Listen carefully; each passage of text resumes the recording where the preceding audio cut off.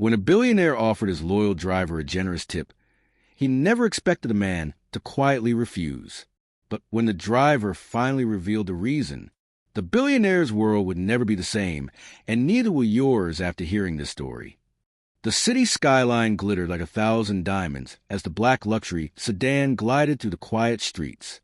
Behind the wheel sat Marcus Hale, a man whose calm presence could steady even the most chaotic nights. For 15 years, he had driven the same client, Adrian Sterling, a billionaire known for his brilliance in technology and for his restless, lonely heart. Tonight had been one of Adrian's most important evenings. He had just closed a historic deal worth billions, and the celebration at the downtown gala had lasted well past midnight. The weight of the evening hung in the car as Marcus navigated the nearly empty roads. Marcus, Adrian said from the back seat, his voice warm with rare gratitude. I couldn't have done tonight without you. 15 years of loyalty. I owe you more than I can ever repay. Marcus simply nodded, eyes focused on the road. Just doing my job, sir. But Adrian wasn't convinced. As they approached the Sterling estate, a sprawling mansion that looked like a palace under the moonlight, Adrian leaned forward. Marcus, wait before you pull into the driveway, he said. I need to ask you something. Marcus slowed the car and glanced in the rear-view mirror. Yes, sir. Adrian reached into the leather briefcase at his side and pulled out a thick envelope. It was heavy, too heavy to be anything but money. This, Adrian said, sliding forward, is for you, a token of my appreciation. $50,000. It's not enough to cover what you've given me, but it's a start. Marcus's eyes flicked to the envelope, then back to the road. His grip on the wheel tightened. With a slow, deliberate motion, he shook his head. I can't accept that, Mr. Sterling. Adrian blinked, stunned. Marcus, it's $50,000. You've driven me across states, worked nights, holidays, storms. This isn't charity, it's gratitude. But Marcus didn't waver. Thank you, sir. Truly, but I can't take it. Adrian leaned forward, frustration rising in his chest.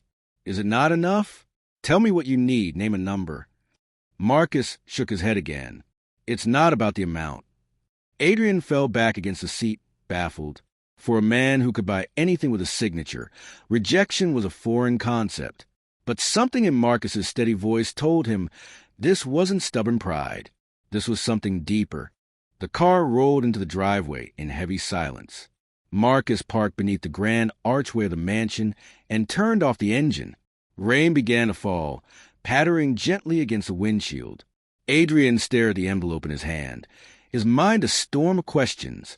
Finally, he broke the silence. Marcus, I've trusted you with my life on the road. If there's something you're not telling me, I want to know.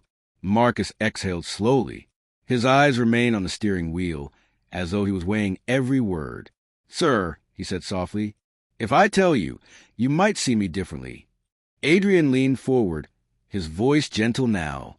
After 15 years, nothing you say could change my respect for you. Marcus turned his gaze toward the rain-slicked driveway and began to speak. Before I started driving for you, Marcus said quietly, I worked 3 jobs trying to pay for my little boy's medical treatments. My wife and I sold everything we owned, but it was never enough. One night, I was desperate. I borrowed money from people I shouldn't have, dangerous people. I thought I could pay it back, but my son passed before I could even try. The words hung heavy in the car. Adrian felt a lump form in his throat. Marcus continued, voice trembling for the first time. I was drowning in debt and grief. Then you hired me. You gave me steady work, a fair wage, and treated me with dignity. I paid off every debt, built a small home for my wife, and, most importantly, I earned it.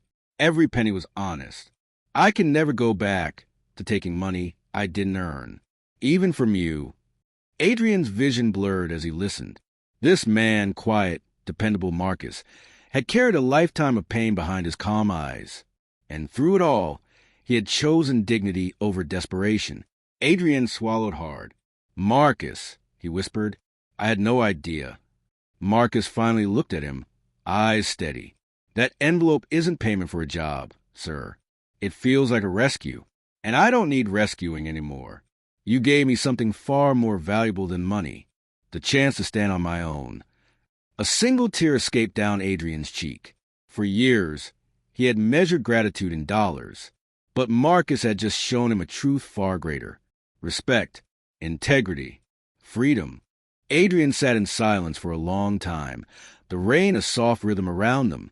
Finally, he smiled faintly. "Then let me give you something else. Not a handout, an opportunity."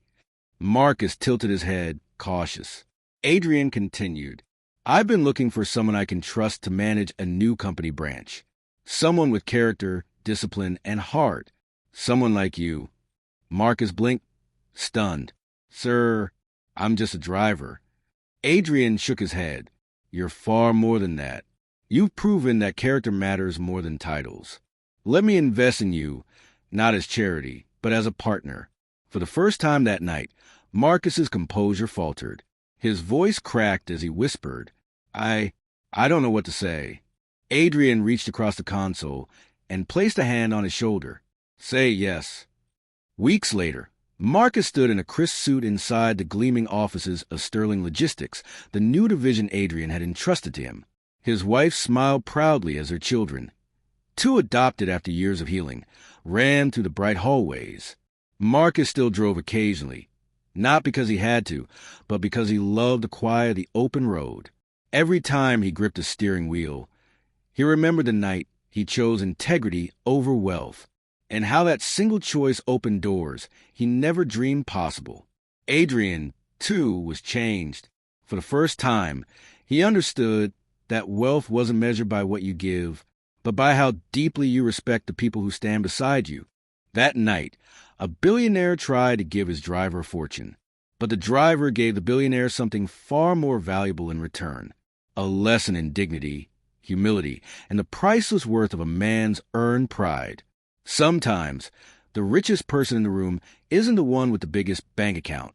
It's the one who refuses to sell his principles, and in doing so, inspires others to rise higher than money could ever take them.